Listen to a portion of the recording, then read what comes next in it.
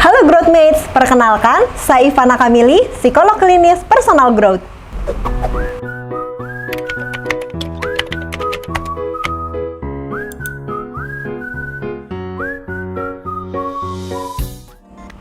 Kesel banget deh aku lagi PDKT sama cowok, terus tiba-tiba chat aku nggak dibales. Aku langsung diblok gitu aja. Kenapa ya? Kok dia ngilang gitu aja bagaikan hantu? Pernahkah Growthmates mengalami hal serupa? Nah, survei membuktikan bahwa 82% wanita dan 71% pria pernah terlibat dalam ghosting, baik sebagai korban maupun sebagai pelaku. Nah, Growthmates, kenapa ya kira-kira hal tersebut bisa terjadi?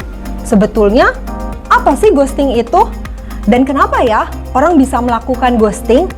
Untuk lebih jelasnya, yuk simak di video berikut ini. Ghosting merupakan strategi memutuskan hubungan secara sepihak dengan tiba-tiba dan tanpa penjelasan yang jelas untuk menghindari konfrontasi. Konsep ini biasanya dikaitkan dengan hubungan romantis. Namun Growthmates, ternyata tidak semua demikian. Ternyata konsep ini juga bisa terjadi loh pada relasi hubungan pertemanan maupun relasi pekerjaan. Nah, ghosting dapat memberikan dampak bagi para korbannya, yaitu perasaan bersalah. Misalnya, korban dapat menjadi sangat bingung, kenapa ya dia tega ninggalin aku? Aku salah apa? Sangat wajar bagi para korban ghosting merasa sangat sedih ataupun merasa sangat bingung. Tapi, kok ada ya orang yang tega melakukan ghosting? Alasan pertama, karena faktor kemudahan.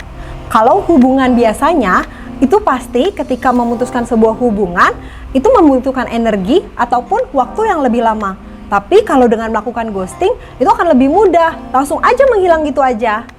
Alasan kedua, karena kehilangan daya tarik. Alasan ini biasa terjadi pada masa awal-awal PDKT atau pada hubungan romantis. Misalnya, seseorang akan merasa jenuh, merasa bosan, sehingga ia ingin segera keluar dari hubungan tersebut. Alasan ketiga, karena interaksi yang tidak diinginkan. Terkadang seseorang melakukan ghosting karena merasa tersinggung dengan lawannya atau dengan pasangannya. Hubungan yang tadinya positif berubah menjadi negatif dan memutuskan hubungan tersebut secara sepihak. Alasan terakhir, karena faktor keamanan. Misalnya, ketika seseorang masuk dalam sebuah hubungan, ia merasa takut, ia merasa terancam, ia merasa hubungan tersebut aneh, sehingga ia langsung memutuskan hubungan secara sepihak dan pergi begitu saja.